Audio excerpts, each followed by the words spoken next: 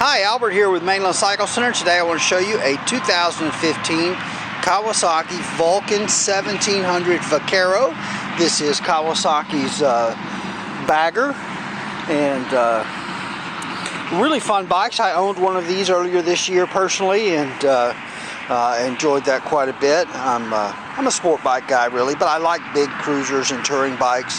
I like bikes that you can listen to the stereo and set the cruise control. It's nice to ride that way sometimes, but I really dig these bikes. They ride really nice, got a great attitude and a great feel to them. This model for the 2015 is kind of a charcoal color. It's hard to see, it's a little cloudy today, but then it has this black, I don't know, I'm going to call it like a Shelby stripe, a racing stripe, that goes down the side of the bike, so you can kind of see it. Starts, let's go to the front. It starts here on the fairing, this black stripe here, and then it comes down the gas tank here, and then down the saddlebag. Now, this decal on the saddlebags I was noticing is clear coated over, as well as on the tank. It's clear coated, and on the fairing it's clear coated. So if you don't care for the stripe, you're not removing it without damaging the clear coat. But I don't find it real offensive. It's not extremely noticeable. It's a little bit subtle, and I kind of dig it actually. So, but the Vaqueros, V-twin engine, liquid cooled, fuel injected. It's a 4-valve single overhead cam. It has hydraulic valves, so there's no valve clearance adjustments on this bike ever. So low maintenance from that aspect. These are belt drive, so excuse me, of course there's no chain. 1700cc, a 6-speed transmission. Cool thing about the Vulcan 1700s is that with the 6-speed transmission, both 5th and 6th gears are actually overdrives. And so these bikes will really cruise down the road at a nice speed with low RPMs. You can just really do some nice highway speed at low RPMs on these bikes, and that's what a cruiser's about, just a nice, comfortable going down the road. New, starting with the 2014 model Vaqueros, and of course the 2015 model we're looking at here, the Vaqueros are now equipped with ABS and the Kawasaki K-Act. The ABS is an anti-lock brake system. K-Act is a Kawasaki active braking system, and the K-Act, what that does is if you apply either one of the brake levers, the front hand brake or the rear foot brake, you'll send braking force to the rear disc and I believe one of the front discs, and that does that on a speed sensitive basis. So it's a linked braking system. It really works good when combined with the ABS. You can't really get in trouble with it. And then below about 18 miles an hour, that K-Act turns off. So the front brake's the front brake and the rear brake's the rear brake. So for that low speed maneuvering, you still have those separate brakes, which is really nice. So this is my favorite brake system of all the linked brake systems I've dealt with. There are some other manufacturers that also have some linked brake systems. The Vaquero doesn't get the driving lights here, although it's an option. You can add it. Nice big headlight, good size fairing. I do recommend a little larger windscreen on these. There's a couple ones you can get. Even for me, I'm relatively short, but I like a little larger windscreen. Another 3 or 4 inches on top of that on this one. You can go really big, just like it's on the Voyager.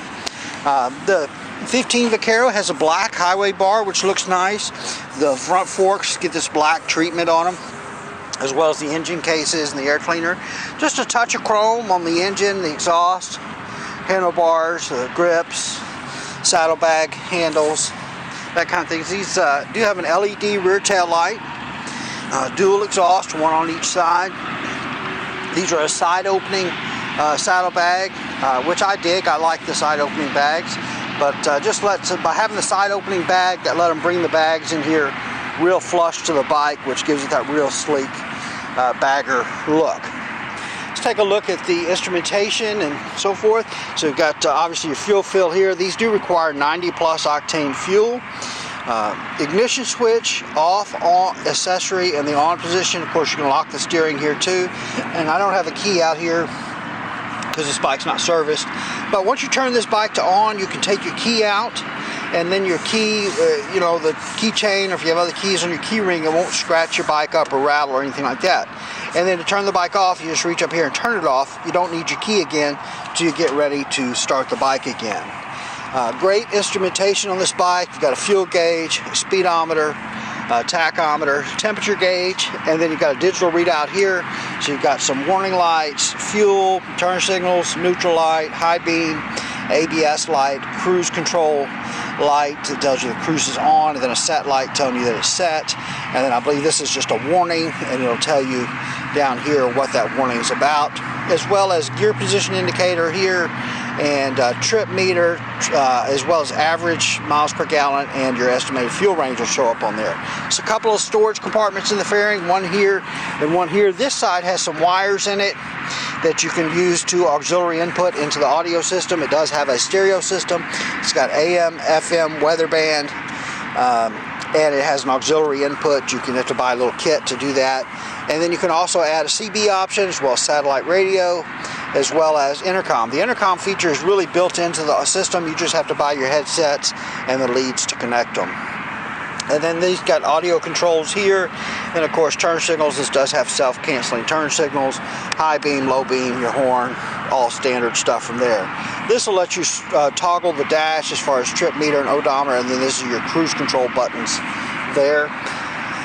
These do have the adjustable levers, so you can adjust the reach on the lever there. It does have the full floorboards with the heel toe shifter on it, just a foot peg in the back for the passenger. You can also upgrade the seat on this bike, so if you carry a passenger, you can get a seat that's bigger in the back. Kawasaki sells a touring seat, as well as they have a quick release backrest that you can put on this bike, so you can pop it on and off. So if you want to keep that sleek bagger look when you're riding solo, but add a backrest and a larger seat when you're carrying a passenger, you can do that. But really fun bikes. These, like I said, they have a lot of attitude. They really drive nice and run great.